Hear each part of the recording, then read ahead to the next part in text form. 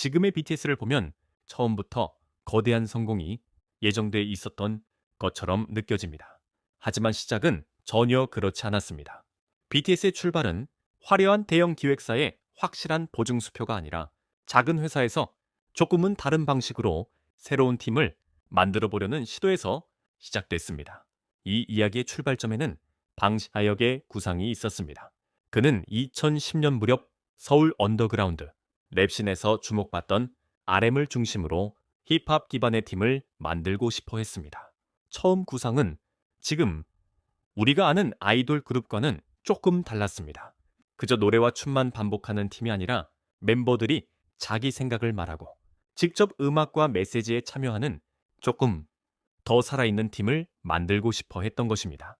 그렇게 RM이 먼저 합류했고 이후 전국 오디션과 연습생 과정을 통해 지금의 멤버들이 하나씩 모이기 시작했습니다.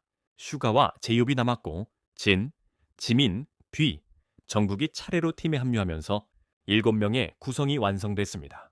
지금은 너무 자연스러운 이름들이지만 그때만 해도 이들이 한 팀으로 묶여 이렇게 오래 함께 갈 것이라고 쉽게 장담할 수 있는 분위기는 아니었습니다.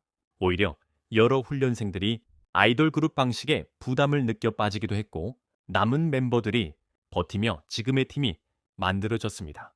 BTS가 처음부터 다른 팀으로 보였던 이유는 회사의 규모보다 팀의 방향이 달랐기 때문입니다. 당시 K-팝 시장은 정교하게 관리된 아이돌 시스템이 강했고 기획사가 정한 콘셉트에 맞춰 멤버들이 움직이는 일이 많았습니다. 하지만 BTS는 처음부터 멤버 각자의 개성과 목소리를 살리는 방향을 택했습니다.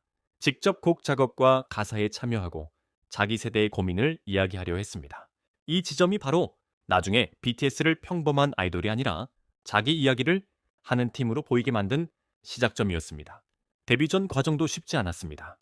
멤버들은 함께 숙소 생활을 하며 하루에 길게는 15시간 가까이 연습했다고 전해집니다. 춤과 랩, 보컬만이 아니라 팀워크와 생존 자체를 함께 배워야 했습니다. 아직 세상은 이들을 몰랐고 확실한 성공도 보장되지 않았습니다. 작은 연습실과 숙소를 오가며 버티고 또 버티는 시간이 더 길었습니다.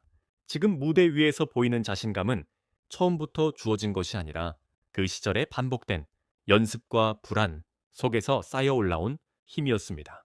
그리고 마침내 2013년 6월 BTS는 싱글 앨범 Too Cool for School로 데뷔합니다.